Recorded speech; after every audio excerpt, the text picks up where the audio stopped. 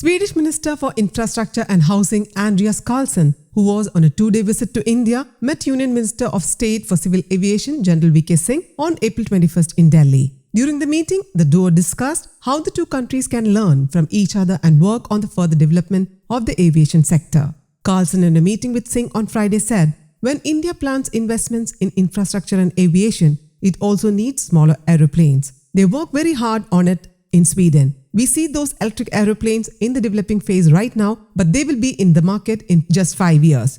You can have electric flights for domestic, shorter short-haul flights from the beginning. They can have a range of 800 kilometers with the 25 passengers combined with electricity and biofuel. Both countries can work together to find ways forward," he noted. Carlson on Friday noted that the aviation sector has always been an enabler of economic development, job creation and connectivity. It contributes to both social and economic cohesion and is the major facilitator of global trade. Carlson said India is by far a larger country and Sweden is one of the EU's wide-distance countries. However, both countries have some similar challenges when it comes to connectivity in rural areas, he noted. "We discussed ways to promote aviation in a sustainable way and in a way which reduces emissions and carbon footprints. We have common goals and India is significantly investing in building new airports and increasing their capacity.